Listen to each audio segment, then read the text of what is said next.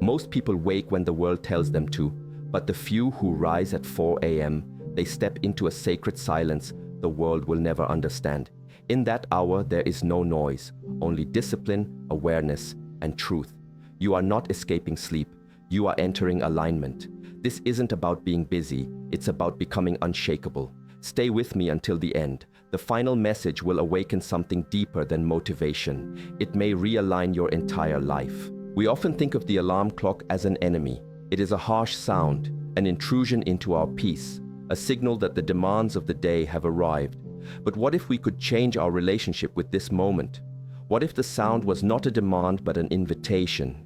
An invitation to meet yourself before you are required to meet the world. The time of 4 a.m. is not magical in itself. There is no secret power hidden in these specific digits on a clock. The power lies in what this time represents.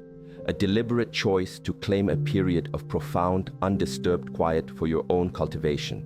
It is a time when the world, for the most part, is still asleep. The constant stream of emails, messages, and expectations has not yet begun to flow. The energy of the world is calm, settled, like a vast lake at dawn, its surface a perfect mirror. When you awaken into this stillness, you give your own mind the chance to become that still lake. Throughout the day, our minds are like water that has been stirred up. Thoughts, emotions, worries, and plans are the sediment, churning and making the water cloudy. It is impossible to see clearly through such water. By rising early, you are giving the sediment the time it needs to settle. You are not yet throwing new stones into the lake. You are simply allowing it to return to its natural state of clarity. This is an act of profound self-respect. It is saying that your own inner state is more important than immediately reacting to the outer world. Many people say, "But I am not a morning person." This is a story we tell ourselves, a label we have accepted. But are you the same person you were 5 years ago? We are constantly changing, and our capabilities are not fixed. To say, "I am not a morning person," is to close a door without checking to see what is behind it. It is an identity that serves our comfort, but does it serve our growth? The resistance you feel is not a sign that it is wrong for you. The resistance is your own inertia. It is the body and mind's habit of continuing in the same pattern. The path of least resistance leads to a place where everyone else is. But the path of conscious, gentle effort, this is the path that leads back to yourself. Consider the moment you wake. The mind is soft, impressionable. It is in a state between dreaming and full awareness. What you introduce to your mind in this delicate state sets the tone for the entire day. If the first thing you introduce is the frantic scroll of a news feed or the pressure of unopened emails, you are immediately throwing the mind into a state of reaction, of chaos. You are putting on an armor of stress before you have even had a chance to understand your own heart. But if you instead introduce silence, conscious breath, and gentle awareness, you are nourishing the mind. You are clothing it in peace and stability. This early morning period is your sanctuary. It is a time to generate the energy you wish to carry throughout the day, rather than having the day's energy imposed upon you. It is the difference between being the captain of your ship, setting a course in the calm morning waters, or being a castaway, tossed about by the unpredictable waves of daily life. The stillness is not empty. It is full of potential. It is the fertile ground in which you can plant the seeds of intention, clarity, and peace. This is not about adding another task to your to-do list. It is about creating the space so that the rest of your day can be handled with greater ease and less friction. It is a strategic retreat to advance with more wisdom. Cultivating clarity. So, you have made the choice. You have answered the invitation of the early morning. You are sitting in the stillness. What now? The purpose of this time is not to immediately become productive in the conventional sense. It is not about getting a head start on your work. To do so would be to miss the entire point. It would be like a farmer who, instead of sharpening his tools and planning his work, simply runs into the field and starts digging with his bare hands. The goal here is to cultivate clarity, to sharpen the most important tool you have, your mind. And this cultivation begins with the simplest of actions, performed with full awareness. The first action can be to simply sit. Sit in a way that is comfortable for you, with your spine upright but not rigid. And breathe. Just notice your breath. Feel the cool air entering your nostrils, filling your lungs, and the warm air leaving your body. Do not try to control it or change it. Your only task is to be the silent observer of this fundamental process of life. The mind will wander. This is its nature. It will pull you into thoughts about the coming day, memories of yesterday, or abstract worries. Do not fight it. Do not judge yourself for it. Each time you notice your mind has wandered, gently and without criticism, guide it back to the sensation of your breath. Every time you do this, you are performing a single, powerful repetition of mental training. You are strengthening the muscle of focus. You are teaching your mind that you are the one who decides where your attention goes. After some time with the breath, you can introduce another simple practice. Prepare and drink a glass of warm water. But do not just gulp it down. Feel the warmth of the glass in your hands. Observe the steam rising from the water. As you bring it to your lips, be aware of the intention to hydrate and gently awaken your body. Feel the sensation of the warm liquid as it enters your mouth, travels down your throat, and spreads warmth through your core. In this simple act, you are bridging the gap between your mind and your body. You are grounding yourself in the present moment through a physical sensation. You are practicing mindfulness in a way that is tangible and nourishing. This is how clarity is built, not through grand, complex intellectual exercises, but through small, consistent acts of present moment awareness. You can then move into some gentle stretches. Again, the goal is not an Olympic workout. It is to listen to your body. Where is it stiff? Where is there tension held over from yesterday? Move slowly, breathing into each stretch. Feel the muscles lengthening, the joints waking up. Your body is your vessel for navigating the world. How can you expect a smooth journey if the vessel is stiff, cold, and unattended? This morning ritual is a conversation with your body. You are asking it what it needs, and you are providing it. This process, this sequence of breathing, hydrating, and moving clears the fog from the mind. It is like cleaning the lens of a camera. Suddenly, you can see the world with more sharpness and color.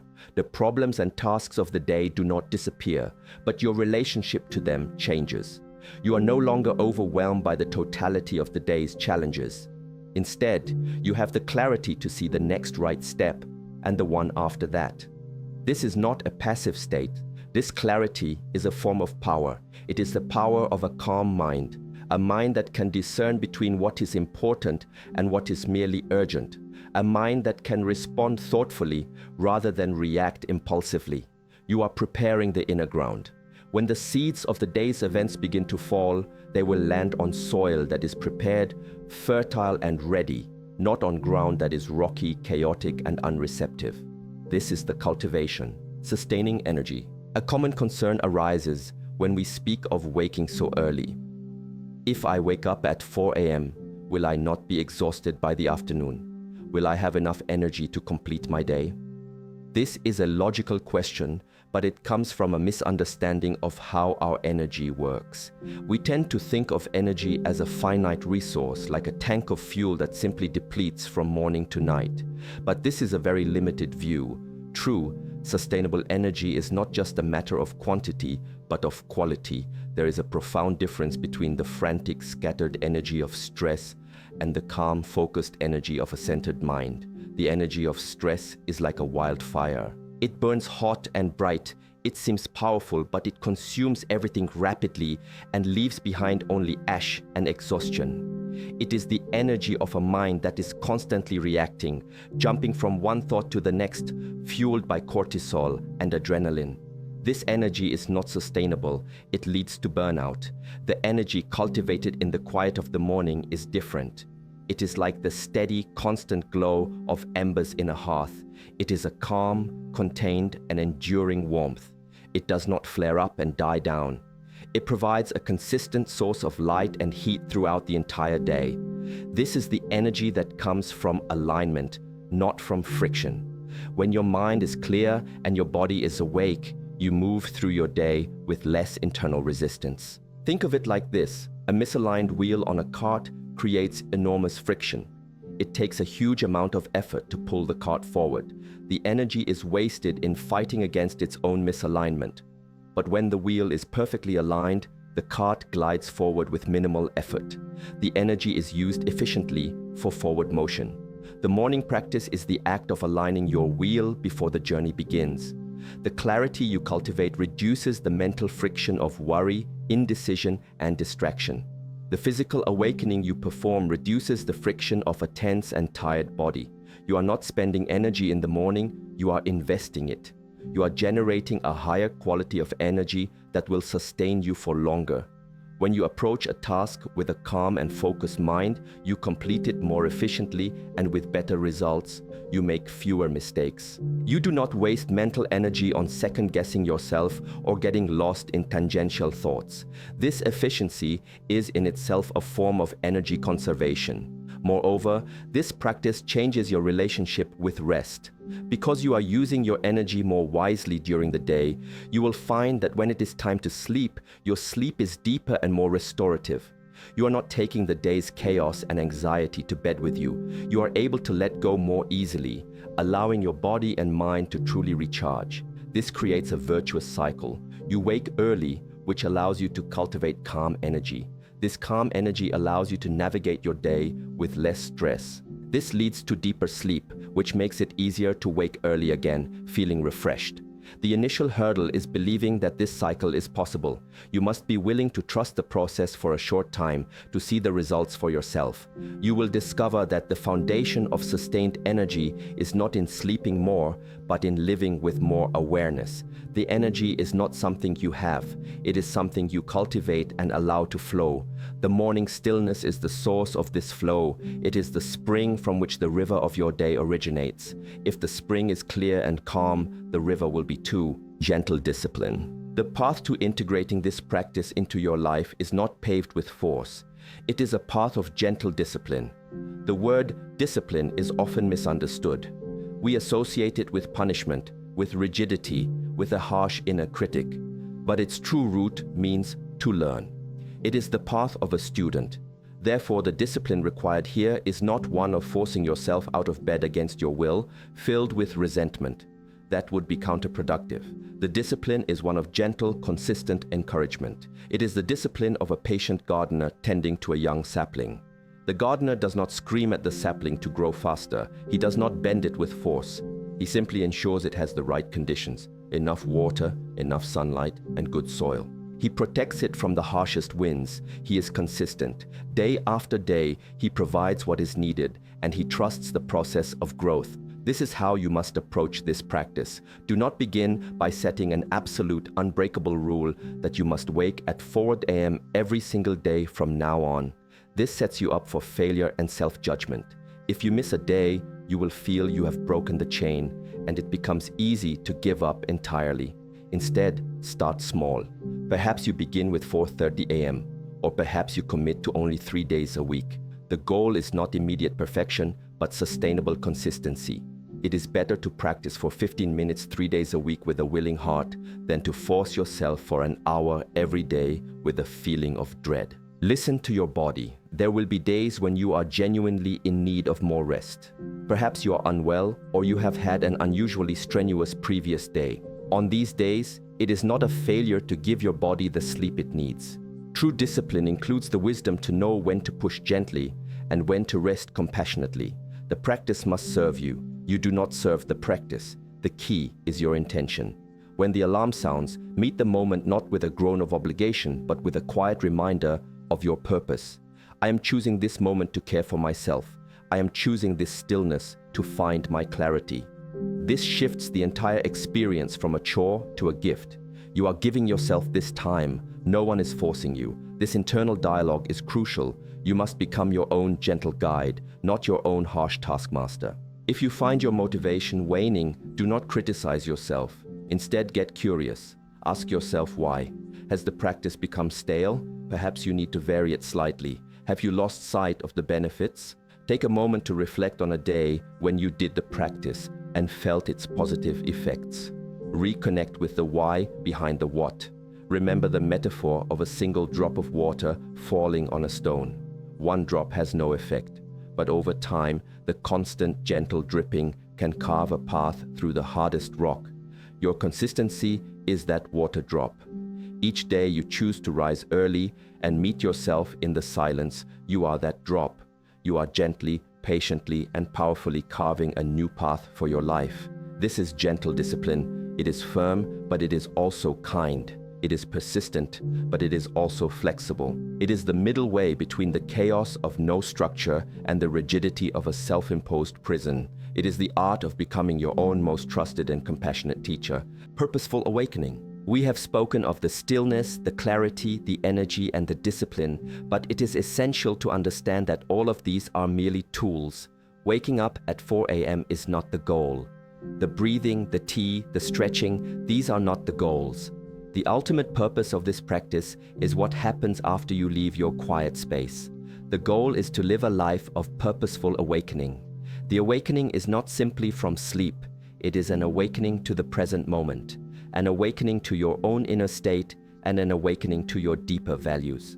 What is the use of cultivating a calm mind in the morning if we immediately lose it in the first traffic jam or stressful meeting?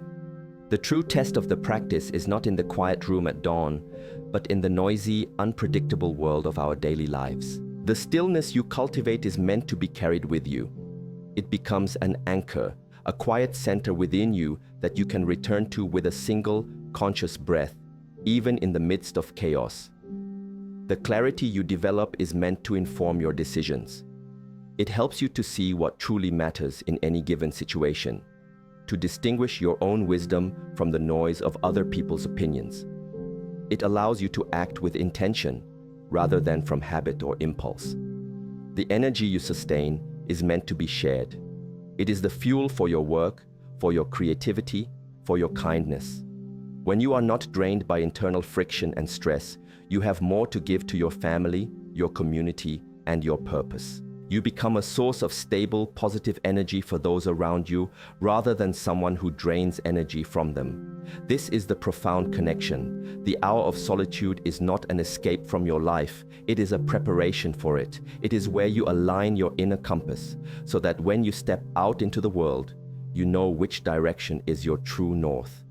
Each day, you are presented with countless choices: how you respond to an unkind email, how you listen to a loved one, the attitude you bring to your work, the quality of your presence. Without the inner work, these choices are often made unconsciously, driven by old patterns and reactive emotions. But when you begin your day from a place of centered awareness, you create a space between the stimulus and your response. In that space lies your freedom. In that space lies your power to choose a response that is aligned with the person you truly want to be. The practice of waking early is therefore an act of profound responsibility. It is the daily commitment to becoming the best version of yourself, not for your own sake alone, but for the sake of everyone your life touches. It is about closing the gap between your values and your actions. This is the real transformation. It does not happen overnight, but with each morning that you choose to awaken to yourself, you are laying one more stone on the path to a life that is not just lived, but lived with purpose. This is not a life hack. It is a path. It is the choice to stop being a passive recipient of your day and to become the conscious creator of your inner world, so that you may better shape your outer one. The awakening is now. It is in every breath, in every choice, in this very moment. It is a return to the simple, profound truth of who you are, waiting for you in the stillness of the dawn. This hit me so hard. I've been running on empty for years, feeling like a passenger in my own life, just reacting to everything. The idea that the awakening isn't just from sleep, but to my own purpose. Just wow. The metaphor of the misaligned, wheel-wasting energy is my entire life right now. I'm going to try this, even if it's just for 15 minutes to start. Has anyone else here felt that shift from making just one small, consistent change like this? To sustain momentum, you must also build a system of renewal for your purpose. Your why can change over time. The purpose that got you started may not be the one that keeps you going 5 years from now. Periodically, you must return to that place of silence and ask the question again: why am I doing this now? Reconnect with your deeper values.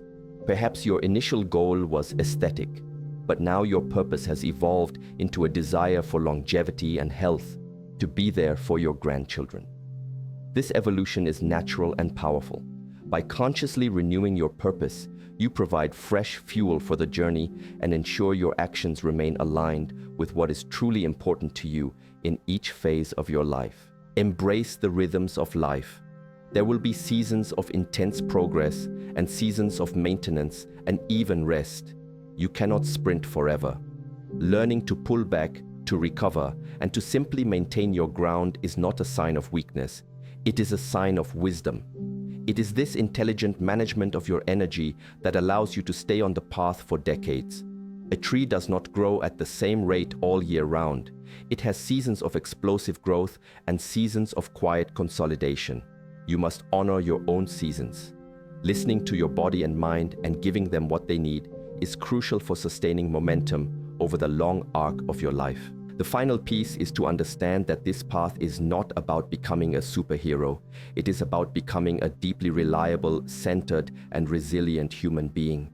The momentum is sustained not through grand, heroic gestures, but through the quiet, humble, and consistent repetition of your daily practice. It is the simple act of showing up day after day, year after year. It is the aggregation of thousands of small, correct choices. This is where true, unshakable strength is built. The momentum you carry into the future is forged in the discipline of today. So do not worry about 5 years from now. Focus on this day. Win this day. The momentum will take care of itself. The path forward is not found in a secret or a shortcut. It is not something you can buy or be given. It is a potential that already exists inside of you, waiting to be unlocked. The resistance you fear is your teacher. The stillness you seek is already present. The structure you need is yours to build.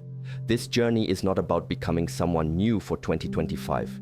It is about removing all that is not you, so that the strong, clear, and purposeful person you have always been can finally emerge. The work is hard, but it is good work, and it is yours for the taking. Go now and walk your path. I've listened to this 3 times now. The part about never miss twice is so simple but so profound. I always get derailed by one bad day and then let it turn into a bad month. That one rule feels like a lifeline I can actually hold on to. Thank you for not just shouting empty motivational words, but for giving us an actual structure to work with. Today was day 1 for me. Tomorrow will be day 2.